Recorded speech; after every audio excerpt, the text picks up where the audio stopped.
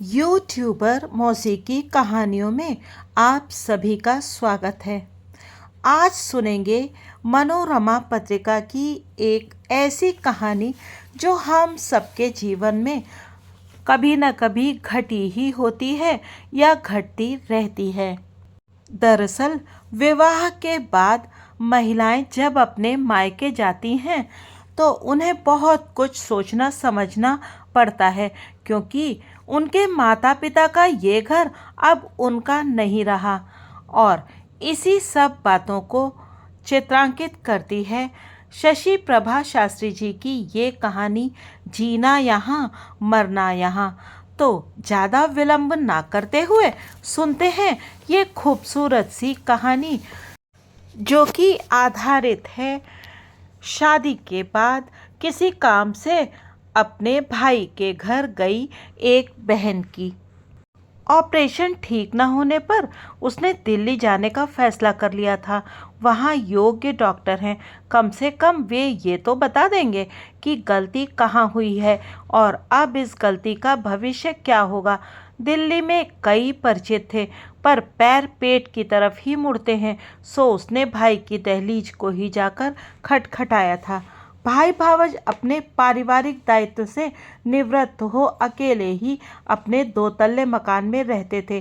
तीसरे तल्ले पर रसोई और खुली छत के अलावा एक छोटा गुसलखाना था, जिसका ढाल इस कदर बिगड़ा हुआ था कि कुल्ले का पानी भी लौटकर वापस आ जाता था। गुसलखाने में नल था, जिसका कनेक्शन मोटर के जरिए आंगन के हैंडपंप से जुड़ा था। पाखाना सबसे नीचे की मंजिल में था। जरूरत पड़ने पर पहली मंजिल से नीचे की मंजिल में आना जाना पड़ता था।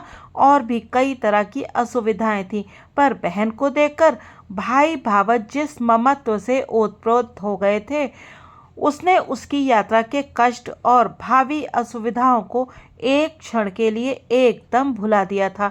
उस बड़े अस्पताल के डॉक्टर से संपर्क करने के लिए पहले अपने एक परिचित व्यक्ति से संपर्क करना होगा। स्थिति गंभीर और ऑपरेशन गलत हो जाने के बाद अब तो उस डॉक्टर से चिरौरी करने की ही बात है। पहुंचने के बाद उसने भाई के सामने अपना विचार प्रस्तुत किया। तो तुम करो जो कुछ भी ठीक हो, तुम अपने संपर्क सूत्र जानती ही हो। अच्छा तो यही होता कि तुम सीधे ही यहाँ चली आती और यहीं ऑपरेशन हो जाता, पर चलो अब भी कोई बात नहीं है। हो सकता है जैसी तुम ठीक ठाक दिख रही हो, ऑपरेशन में कोई खराबी हो ही ना और तुम्हें मात्र भ्रम हुआ हो। बहरहाल डॉक्टर को दिखा लेना तो जरूरी ही है। भाई ने समर्थन किया। तुम्हारे आ जाने से बीबी हमें तो बहुत अच्छा लगा है। भाभी ने अलग से अपनी खुशी जाहिर की तो उसे बेहद संतोष मिला। घर में रहते छोटे मोटे कामों के लिए भी नीचे ऊपर के जीनों के उतरने चढ़ने की असुविधा को उसने दरकिनार कर दिया। पर जब तक डॉक्टर से संपर्क हो, उस दौरान भाई भावज के साथ रहते हुए खुद को उनके लिए उपयोगी बनाए रखना उसे जरूरी लगा। उसकी प्रवृत्ति भी कुछ वैसी ही थी। सवेरे की चाय के बाद वो सब्जी की टोकरी लेकर बैठ गई। भाभी, मूली की सब्जी मैं काटे देती हूँ। उसने चाकू उठाया तो भाभी ने सुझाव दिया। मूली की सब्जी जितनी बारीक कटे उतनी ही अच्छी रहती है। मैं जानती हूँ, मन में मथा। उम्र हमारी भी हो चुकी है। बीबी, पीले पत्ते हटा देना। वो तो हटेंगे ही। तब सब्जी को अपनी जान से भी बारीक वो इतनी फुर्ती से काटने लगी कि कहीं इस मध्यांतर में उसे सब्जी संबंधी कोई दूसरा सुझाव न मिल जाए। मूली और मूली के पत्तों की कटी सब्जी को देखकर भ्रम होता था कि कहीं मटर के दानों को तो बीच में से काटकर ढेर नहीं लगा दिया गया है। ननद भाभी दोनों को संतोष हुआ। भविष्य के प्रति आशा बंधी कि अब सचमुच सब्जी स्वादिष्ट बनेगी। ऊपर के खंड में जहाँ रसोई और खुली छत थी, वहाँ नीचे के कमरे से जरूरत की चीजें लाकर रख दी जाती थी। उसने भी अपना थैला ऊपर लाकर रख लिया था। अटैची नीचे ही थी। भाई कुछ ज़्यादा ही सफाई पसंद थे। उनकी उस पसंदगी से वो वाकिफ थी, यहाँ तक कि उनकी वह पसंदगी शब्दों के शीन काफ के उच्चारण तक में नमूदार होती रहती थी। सजग रहने के बावजूद कभी कभार साधारण जूता शब्द भी उसके मुंह से जूता निकल जाता था, और तब भाई से वो बहुत डपट खाती थी। हाँ, भाई की वह आदत इस उम्र में भी ज्यों की त्यों बरकरार है। यह उसके जहन से उतर गया था। सो अपना थैला उसने ज्यों ही छत पर लाकर बान की खाट के पाए में उलझाया तो थोड़ी ही देर में वो थैला गायब हो गया। भाभी, मेरा थैला, थैले को क्या हुआ? अभी मैंने यहाँ लाकर रखा था। तुम्हारा थैला इधर है, इधर भीतर रसोई में तख्त पर। काम करते करते थक जाने की स्थिति में आराम कर लेने की दृष्टि से ही वह तख्त वहां डाला गया था। दुकान जाने से पहले नाश्ता करते भाई ने गंभीरता से बुदबुदाया, लो, पुराना सब कुछ जैसे हल्के से लौट आया हो। उसने भीतर जाकर थैले को उठा लिया। तुमने गलत ढंग से पाए में उलझा दिया था, इसकी वो जगह मौजूद नहीं लगती थी, भाई ने समझाया। ओह, हमने इसे कौन सा यहाँ जन्म जिंदगी के लिए टांग दिया था? और कौन अभी यहाँ लोग प्रदर्शनी देखने आ रहे थे? उम्र की ऊंची दहलीज पर कदम रख लेने के साथ अब वो भी काफ़ी दम बटोर चुकी थी। नहीं तो छुटपन में और शादी के 10 साल बाद तक तो भाई के सामने उसकी जुबान भी नहीं खुलती थी। नहीं, हर हाल में आदमी को अपने को दुरुस्त रखना चाहिए। भाई का वही पुराना स्वर लहजा। भाई के चले जाने पर भाभी ने भी जबान खोली थी। तुम्हारे भाई की आदतों में राय रत्ती भर फर्क नहीं आया। कहीं तुम सोचो कि वो तो देख ही रही हूँ। चलो छोड़ो, अब बोलो रसोई में क्या बनना है और आप नाश्ता क्या करोगी? हम तो नहा धोकर ही नाश्ता करेंगी, तुम कर लो। जब से इस गठिया ने हमें अपनी लपेट में लिया है, हम अपने तन बदन के कामों तक से मजबूर हो गई हैं, फिर भी रगड़ रगड़ के सब कुछ कर रही हैं, झेल रही हैं। संध्या उपासना के बिना मुंह में कुछ रखना पाप लगता है। सोचती हैं बिना संध्या उपासना के भगवान गाली देंगे कि तुझे इतना भी सब्र नहीं था। क्या भाभी, भगवान बेचारे को आपके खाने नहाने से क्या, आप भी कमाल करती हो। अरे पहले नाश्ता कर लो, फिर धीरे धीरे आराम से नहाती धोती रहना। बेचारे भगवान को तो हम अपने स्वार्थ की वजह से ही घसीटते हैं कि हम कुछ गलत काम ना करें, डरते रहें। चलो यही समझ लो। भाभी की उम्र अब 65 को छू रही थी। बड़ी मुश्किल से बस में आई और तब वह भी नाश्ता कर पाई। अब हम दाल चढ़ा देंगी, आप अपने दैनिक कामों से निबटती रहिए। नाश्ते के बाद उसने सुझाव दिया, ना, दाल हम चढ़ा देंगी। अब नाश्ता करके तुरती फुर्ती नहाना मुमकिन ना होगा। तुम्हारे भाई की पसंद हम जानती हैं, दाल के पकने में तनिक ऊंच नीच हो गई तो चलो ठीक है, आप दाल सब्जी बना लें, हम फुलके सेक लेंगी। तब तक हम सफ़र के कपड़े धो डालती हैं। हाँ, सो तुम अपना जो चाहो कर लो। वो उठकर अपने पहले और कुछ साथ लाए चादर वगैरह कपड़ों को उठाकर गुसल खाने की ओर बढ़ गई। भाभी, इधर सर्फ वगैरह जैसी कोई चीज़ नहीं दिख रही है, कपड़े आप किससे धोती हो? सर्फ नहीं, एक दूसरी तरह का कीमती सर्फ उधर ही डिब्बे में रखा है। उन्होंने सफल का नाम बताया। वे गुसल खाने की दहलीज पर आकर खड़ी हो गई। टब में सर्फ डालो, ये बहुत कम पड़ता है। आय हाय, तुमने तो ढेर भर छोड़ दिया। हटो, अब हम उठा देती हैं। भाभी ने आधे से ज़्यादा सर्फ समेट दिया। इतना डिब्बे में वापस डाल दो, बाकी में पानी डालकर झाग उठाओ। उसने पानी थोड़ा हिलाया और कपड़े डाल दिए। लो, झाग तो उठाया नहीं, तुम भी बीबी कमाल करती हो। भाभी को झुंझलाहट सी छूटी और वे वापस लौट गईं। भाभी, घर में कपड़े हम भी धोती हैं, तब झाग नहीं उठाती हो? सब कुछ करते हैं, यहाँ इस मीन मेक ने दिमाग खराब करके रख दिया है। दूसरा वाक्य उसने नहीं उचारा। वो कपड़े फुलकती रही, जिसका धोवन एकाध झाग का स्वरूप धारण कर नाली से निकलने लगा तो बाहर से शब्द भीतर को फिर सरकने लगे। देखो, इस चूरे में झाग कुछ ज़्यादा ही है। उतना निकाल देने के बावजूद भी इतना फिर भी नष्ट हो गया। वाक्य गुसल खाने में उसने खुद पूरा किया।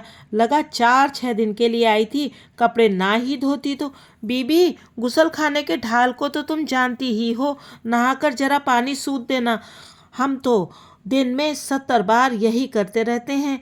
अब तुम्हें यहाँ की मुसीबतें क्या बताएं, सो हम जानती हैं। उसने समर्थन किया और कपड़े बाहर लाकर सुखाने लगी। हाय रे, ये कपड़े धुले हैं, मैल तो ज्यों की त्यों है। तुम्हारे भाई देखते तो कत्ल कर डालते। यही ना झुंझलाहट ने भीतर ही भीतर नसों को तानना शुरू कर दिया था।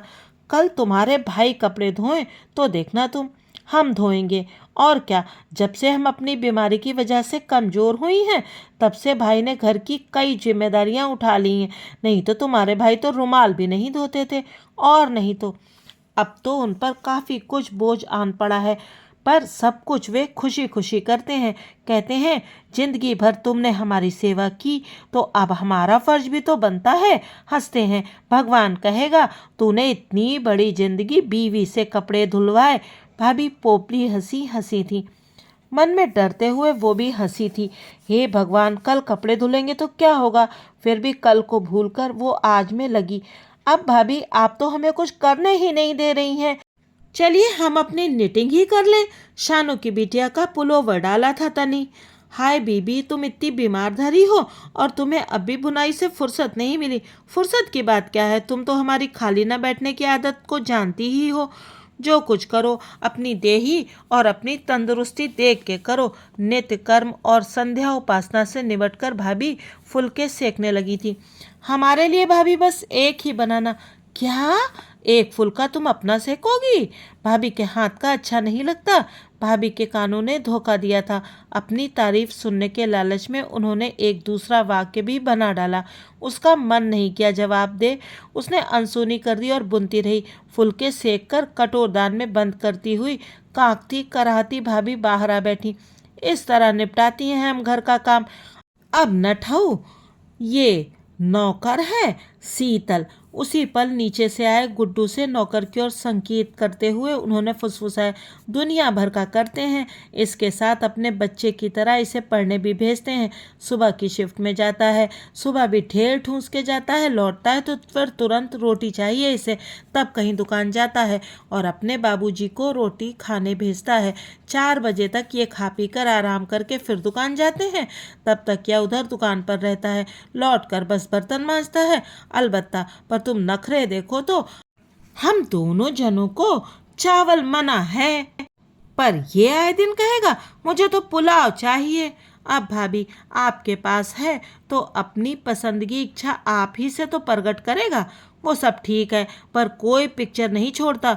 वो होंगे तो दरवाजे के पीछे लगा छिपा सा खड़ा रहेगा, पर देखेगा जरूर। हम सब जानती हैं, बस कहती कुछ नहीं। वो तो नौकर की खातिर बहुत कुछ करना ही पड़ता है। आजकल के नौकरों के मिजाज देखो भाभी, यहाँ तो मकान की ही दसियों दिक्कतें हैं। हर काम के लिए ऊपर नीचे भागते रहना पड़ता है। दूसरे घरों में नौकरों को अपना अलग कमरा चाहिए रहता है आजकल, पर यह अपने घर का सदस्य सा बना रह रहा है। तुम्हारे पलंगों के पास ज़मीन पर सो लेता है, दिन भर भागता रहता है। आखिर सौदा सुलभ दूध और राशन लाने का काम इसी का तो है। हमारा स्वार्थ है तो इसे सह रहे हैं। आत्मीयता का एक नन्हा सा फुंदना जोड़कर उसने अपनी बात खत्म कर दी। भाभी की आंखों में झांका। उन्हें कितना क्या नागवार गुजरा है, पर संयोग से नीचे से उसी क्षण कोई 2 कार्ड पकड़ा गया।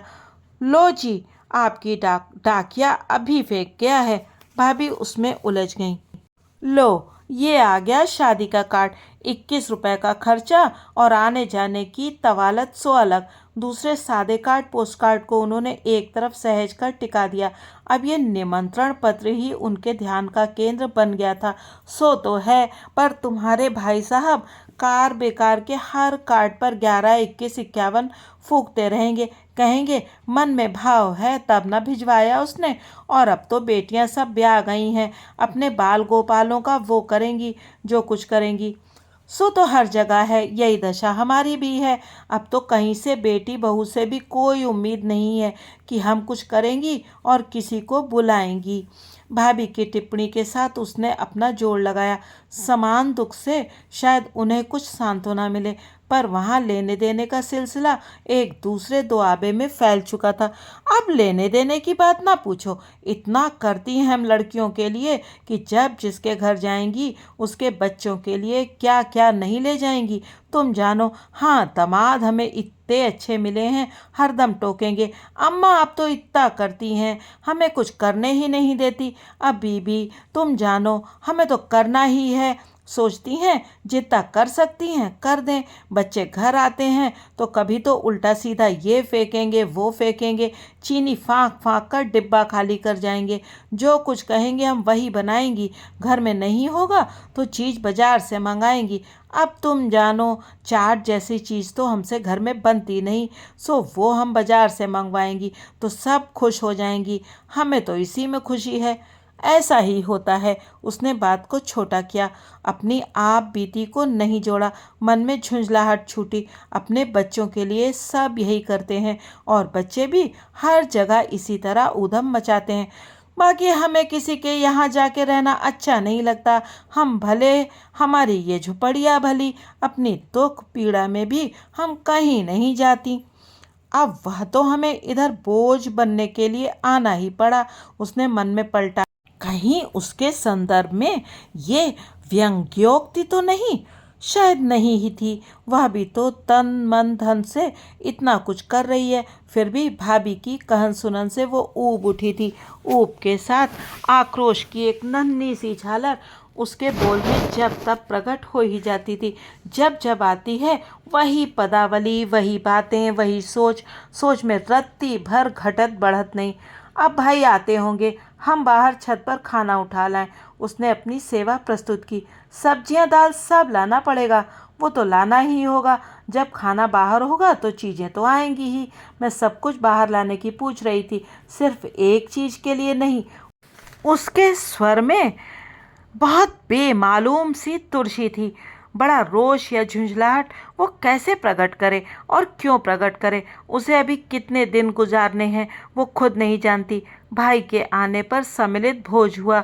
उसे तारीफ के झाड़ फानूस लटकाने पड़े। भाभी ये तो मानना पड़ेगा, भले ही आप अब बीमार हों, पहले जितनी ताकत अब आप में नहीं रह गई है, पर आपके बनाए खानों के स्वाद में राई रत्ती फर्क नहीं आया। क्या गजब की दाल बनाई है आपने, और सब्जी का तो जवाब नहीं। अब आपके भाई साहब का भी यही स्टैंडर्ड बना हुआ है। मजाल है जो किसी चीज़ के स्वाद में कमी सह ले। सलाद चाहिए बारीक कटा हुआ, सो अब तो बीवी हम सब कद्दूकस पर घिस लेती हैं। मूली हो, गाजर हो, टमाटर अलबत्ता नहीं घिसे जा सकते। उसने हंसी की फुलझड़ी छोड़कर मामले की गंभीरता को मोड़ा था। नहीं तो पूरा पक्का भोजन पुराण तो शुरू हो ही चुका था। भाई ओंठों को दबाकर हल्का सा मुस्कुराए थे। देवी जी, हमने अब खाना खत्म कर दिया है। हमारी स्वीट डिश। उन्होंने थाली सरका दी थी। लो, अब इन्हें चाहे गजक दो चाहे गुड़ ही दे दो, मीठा मुंह करने के लिए इन्हें कुछ चाहिए जरूर। उसका भी जुगाड़ करके रखना होता है हमें। लथड़ती हुई सी भाभी अपने जुगाड़ को उठाने चल दी थी। हम लाती हैं, बोलिए ना, कहाँ क्या रखा है? आप क्यों उठती हैं? उसने टोका था। अल्मुनियम का छोटा कटोरदान उधर रखा है, उसमें गजक है। एक आध बूंदी का भी लड्डू पड़ा होगा। परसों हमारे भतीजे बिलास बाबू के मुन्ने का जपटन था। ओह, भाभी कटोरदान उठा लाई थी और भाई के सामने खोलकर रख दिया था। मोटी बड़ी बूंदी के सूखे से लड्डू को भाई ने एक तरफ सरकाकर गजक के टुकड़ों को चबलाना शुरू कर दिया था। तुम भी लो सुधा, उन्होंने उसको भी दावत दी थी। ले रही हूँ भाभी, आप भी लो ना। ले लेंगी हम भी, बाकी ज़्यादा कुछ तो हम खा नहीं सकती, दांतों में भर जाता है। जो कुछ भी बचे हैं सो तो हमारे दांतों में भी भरते हैं टुकड़े। अब तुम जानो, कैविटीज इतनी हो गई हैं कि उनकी गिनती नहीं है। ये आगे के दांत भी नए फिक्स करवाए गए हैं, तब जाकर कहीं। अब सामने का शो रखना तो जरूरी है। भाभी ने संतोष सा प्रकट किया। भाई, भगवान से यही प्रार्थना है कि आपका शो जिंदगी भर बना रहे। आप तो शुरू से ही इतने दर्शनीय रहे हैं, वही शान बान आपकी अब भी बनी है। इन छोटी छोटी बातों से क्या होता है? उसने यथार्थ को फैलाया था। उसके दिलीप भाई सचमुच सुदर्शन व्यक्तियों में रहे थे। अपनी जिंदादिली और स्वास्थ्य अनुशासन को बरकरार रखने की उनकी वही कोशिश इस उम्र में भी बनी हुई थी। उसे खुशी हुई। मध्यांतर का भोजन समाप्त हुआ तो भाभी ने शाम की बात शुरू की। अब संध्या को क्या बनाए? तुम्हें क्या अच्छा लगता है बीबी, वही बनाएंगी। भाभी, अभी तो यही खाना कलेजे पर रखा है, आपने शाम की बात शुरू कर दी। अरे बीबी, हमें तो तालमेल बैठाए रखना होता है ना। अभी से सोचेंगी तब उसी तरह शाम का सब कुछ जोड़े बटोरेंगी। सो तो ठीक है, भाई को जो अच्छा लगता है वही बनाओ ना। उन्हें तो बस वही पालक, बंद गोभी, मूली, गाजर खिला दो, वो तो उसी में खुश हैं। तो हम भी आज उसी में खुश हैं। ये सभी चीज़ें अच्छी हैं, कुछ भी बन जाएगा। हम तो यही सब कुछ खाते खाते ऊब जाती हैं। मरे कहाँ तक गाजर खाते रहें। तुम्हारे भाई को तो जब से गाजर चलती है तब से लेकर आखिरी दिन तक गाजर चाहिए रहती है। किसी दिन छूट जाए तो कहेंगे तुम्हें हमारे स्वास्थ्य का ख्याल नहीं है। बोलो, हमें तुमसे क्या बैर है। भाई को तो हरी सब्जियां भी इतनी पसंद हैं। सो तो है ही। अब तुम भी तो इतना ले आई हो, तुम ना होती तो यह शीतल जाता और मंडी से सब कुछ उठा के लाता 40-50 रुपए का। या तो यूँ कहो कि इनका मुरादाबाद जाने का प्रोग्राम बन गया था, सो नहीं मंगाई सब्जी। नहीं तो चलो छोड़ो भाभी, एक कप चाय पी लेते हैं। चाय का टाइम हो रहा है। उसने सब्जी के लंबे भाषण से भाभी को सकेरने की कोशिश की। हाँ हाँ, अभी बनाए लेती हैं। आप नहीं बनाएंगी? बनाएंगी तो हम, आप सिर्फ हामी भरिए। भाभी खुश हो गई थी। बैठे बैठाए चाय मिल जाएगी। अपनी गिरी पड़ी हालत में भी अब तक करना उन्हें ही पड़ता है। बीबी, चीनी हमारी चाय में तनी ज़्यादा छोड़ना। तुम्हारे भाई साहब और हम दोनों ही जन ज़्यादा चीनी वाली चाय पीते हैं। ठीक। और तुम कैसे पीने लगी हो? बस आपकी जैसी ही। चाय की टांग को वो लंबा नहीं खींचना चाहती थी। उसने एक नई बात जोड़ी। भाभी, आपके पास थोड़ी कॉटन होगी? मुझे चाहिए। क्यों नहीं होगी? वहाँ देखो, सामने रसोई में ही जाली पे धरा है। पे या में? उसने कॉटन के पैकेट पर नज़र डालने की कोशिश की। भीतर ही देख लो, यहाँ चूहे ही इतने हो गए हैं कि मरे किसी चीज़ को नहीं छोड़ते। सो हो सकता है हमने जाली में रख दी हो। वो तो है, जहाँ खाने की जिन्स रखी जाती है वहीं रुई भी रखी है भाभी। चूहा प्रकरण से बचने के लिए उसने चुटकी लेते हुए कहा। भाभी कुछ समझी कुछ नहीं समझी, मुस्कुरा वे भी दी। इसी बीच चाय तैयार हो गई। भाभी को पसंद आई तो उसे अच्छा लगा। अगले दिन सचमुच भाई ने धोबी घाट फैला लिया था। 1.5 घंटे तक वो कपड़े खंगालते रहे। भाई, कपड़े मैं सुखा दूं? निचुड़े कपड़ों को देखकर उसने कहा। नहीं। गंभीर मुद्रा में उन्होंने नहीं पर जोर दिया। वे ऐसे घबरा गए जैसे उसने एकदम कोई अनपेक्षित प्रस्ताव रख दिया हो। कपड़ों को तो सही ढंग से यही सुखा पाते हैं, इन्हें नहीं सुहाते किसी के हाथ के सुखाए कपड़े। भाभी की टिप्पणी छिटकी तो वो निश्चिंत हुई। चलो, जान छूटी। वो अपनी बुनाई लेकर बैठ गई। बीबी, तुमने जो कल रुई ली थी उसमें धूल न जाए, इसका ख्याल रखना। भाभी को उसी समय एक दूसरी बात याद आ गई। धूल क्यों जाएगी? रुई का पैक तो पॉलीथीन की थैली में रखा है। जी किया रुई को वापस कर दे। कितना बड़ा एहसान ले लिया है। इसके लिए उसे हिदायतें मिल रही हैं। आज दोपहर को हम खाना खाने नहीं आ सकेंगे। दुकान पर कुछ लोग मिलने आने वाले हैं। तुम टिफिन कैरियर में खाना शीतल के हाथ भेज देना। भाई आदेश देते हुए नीचे उतर गए। दोपहर को खाना भेज देने के बाद दोनों ननद भौजाई खुद का खाना परोस बैठी। बातों का सिलसिला फिर शुरू हो गया। तुम्हारे भाई पिछली दीपावली को बिट्टो के घर गए थे तो इतने बीमार पड़ गए कि कुछ पूछो ही मत। अब तुम जानो कितना भी कर लें, देही तो आखिर देही ही है। पेशाब में खून आना शुरू हो गया। वहाँ दामाद ने जो भाग दौड़ शुरू की उसी से इनकी बीमारी बस में आई। वे कहीं इस डॉक्टर को बुलाएं तो कहीं उस डॉक्टर को। डॉक्टर की फीस तो हमने जबरन थमाई। दामाद का तो इतना ही बहुत था कि उन्होंने इतनी भाग दौड़ कर दी।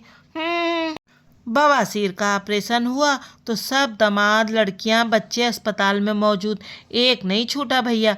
हमारे तो सब इतने अपने हैं। और हमें लिख दिया कि ऑपरेशन ठीक हो गया, अब बीमारी नहीं रही। बस अब तुम इतनी दूर बैठी हो तो तुम्हें क्या लिख दें। बाकी बीमारी तो कोई ना कोई अब भी लगी है। अब पेशाब की बीमारी को ही ले लो, हम दोनों को ही है। हम तो रोक ही नहीं पाती। ये बैठेंगे तो घंटों में उठेंगे। एक बार तो गिर भी पड़े थे, बीच में नींद का झोंका आ गया था। सो तो है, अब बीमारी भी कोई एक तरह की होती है। उसने थाली सरका दी थी। जी घिन घिना उठा था। अब डॉक्टर हमें ना जाने कौन सी तारीख देगा। हमें तो ये ही फिक्र है। बचने के लिए उसने दूसरा वाक्य बनाया, रात को हमारी टांगों में जो टीसें उठती हैं, हमारी तो चीख ही निकल जाती है। बीमारी प्रकरण अभी निपटा नहीं था, भाभी ने एक दूसरा यातना प्रकरण जोड़ लिया। हमारी राजो की सास जरा तेज तबीयत की है, पर मजाल है जो उसने कभी अपनी दुख तकलीफ के बारे में जबान खोली हो। हाँ, रमेश अलबत्ता उसका साथ देते हैं, हमें तो यही संतोष है। तुम्हारे भाई साहब कहते हैं कि प्रीतो ने तो अपने बच्चों को इतना सिर चढ़ाया है कि कुछ पूछो मत। ठीक है, उसके पास पैसा है, तो इसका मतलब ये तो नहीं कि वो बच्चों में खराब आदतें डाल दे। हाँ, हमारी किशोरी की बच्चियों को सुबोध जी ने खूब तमीज़ सिखाई है, उतनी किसी के बच्चे में नहीं है। बाहर रहते हुए भी उन्होंने अपने बच्चों को सिर नहीं चढ़ाया है। अब दोनों लड़कियां अंग्रेजी में चिट्ठी लिखती हैं। इस बार ही लिखा है कि यहाँ हमारी खूब सारी गोरी फ्रेंड्स बन गई हैं। बीबी जी, इस बार तो हम तुम्हारे भाई साहब के लिए कूलर लगवाने वाली हैं।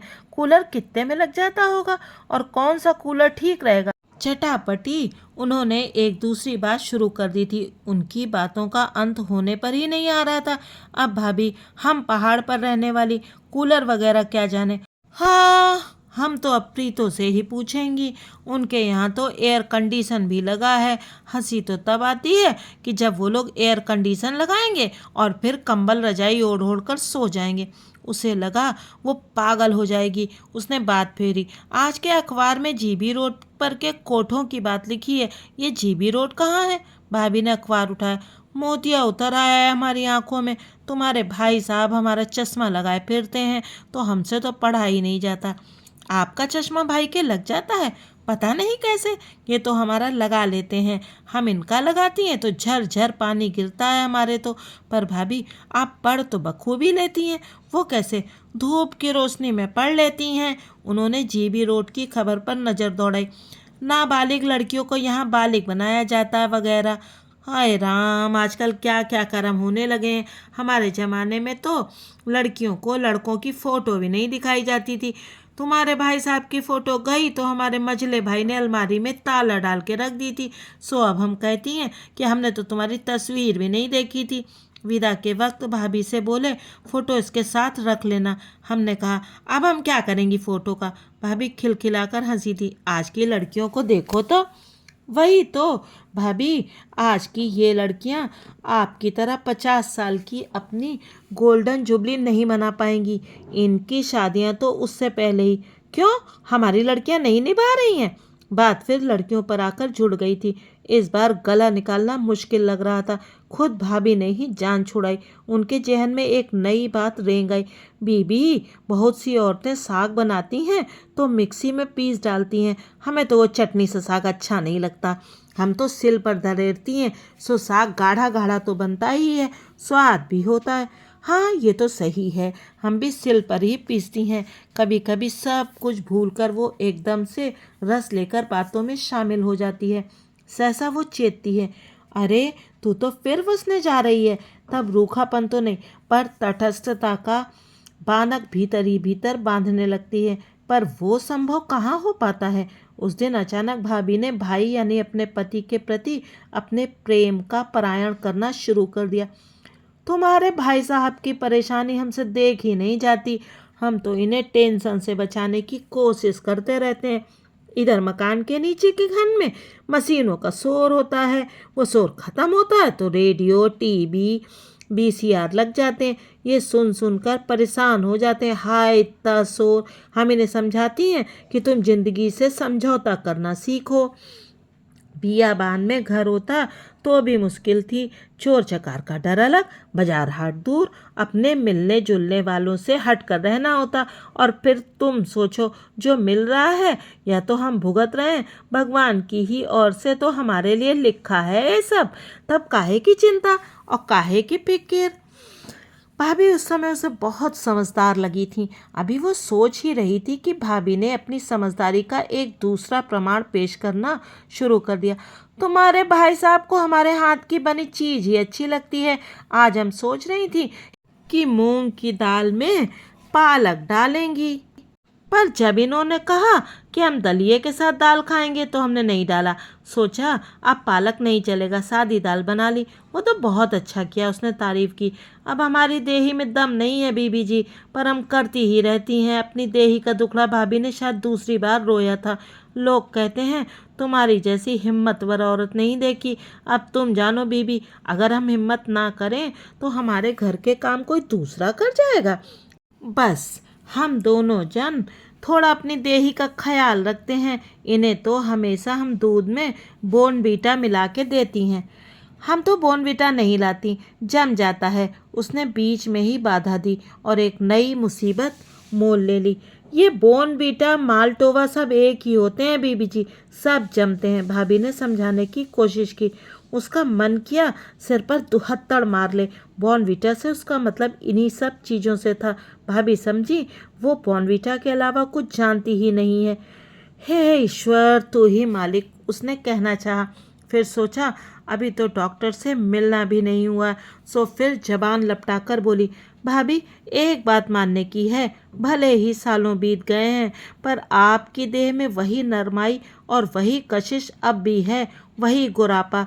सुन्नी की बेटी नातिन भी क्या इतनी ही सुंदर है? भाभी ने सुना तो पल भर को बिना कोई जवाब दिए वे एक नई नवेली की तरह मुस्कुराने लगी।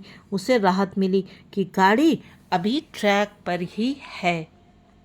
तो ये एक उम्र दराज स्त्री के मनोभावों को व्यक्त करती कहानी लिखी है शशि प्रभा शास्त्री जी ने। हम सभी कभी न कभी ऐसी किसी घटना, ऐसी किसी रोजमर्रा की बातचीत से गुजरती ही हैं। बहुत बार ऐसा भी होता है कि हम दूसरे व्यक्ति की बातों को सुनना नहीं चाहते, लेकिन हम अनसुनी भी नहीं कर पाते। और जो दूसरा व्यक्ति हमें वो सब बातें बता रहा है, दरअसल उसके पास सुनाने के लिए कोई दूसरा होता नहीं है। इसीलिए वो अपनी व्यथा, अपनी मन की पीड़ा को दूसरे के सामने व्यक्त करता है, बिना ये सोचे कि सामने वाले को कैसा लग रहा है। दरअसल यही तो है जीवन। इस कहानी से आपको ऐसा लगेगा जैसे ननद थोड़ी स्वार्थी सी है। वो अपने काम से भाभी के घर आई है और उनकी बातों को सुनना नहीं चाहती। लेकिन कई बार ऐसा होता है कि हम सब थक जाते हैं वही बातें सुन सुनकर, बार बार उन्हीं बातों को सुनते और गुनते। अगर ये कहानी आपको अच्छी लगी हो तो कृपा करके चैनल को सब्सक्राइब कीजिएगा और वीडियो को लाइक कीजिएगा और कमेंट सेक्शन में अवश्य बताइएगा कि आप क्या किसी ऐसी बातचीत के दौर से गुजरी हैं। ये कहानी छपी थी मनोरमा पत्रिका के सन 1992 के अंक में। जिन महिलाओं ने उस दौर में मनोरमा, सरिता, मुक्ता आदि पत्रिकाएं पढ़ी हैं, वो जानती होंगी कि इनकी कहानियाँ कितनी सुंदर और कुछ न कुछ सिखाने वाली होती थीं। मेरे पास अब कुछ ही पत्रिकाएं पड़ी हैं जिनसे पढ़कर मैं आपको ये कहानियाँ सुना रही हूँ। फिर मिलेंगे किसी और नई कहानी के साथ। तब तक आप बने रहिएगा यूट्यूबर मौसी की कहानियों के साथ और सुनते रहिएगा रोज़मर्रा के जीवन से जुड़ी ऐसी ही सुंदर सुंदर कहानियाँ। बहुत बहुत धन्यवाद।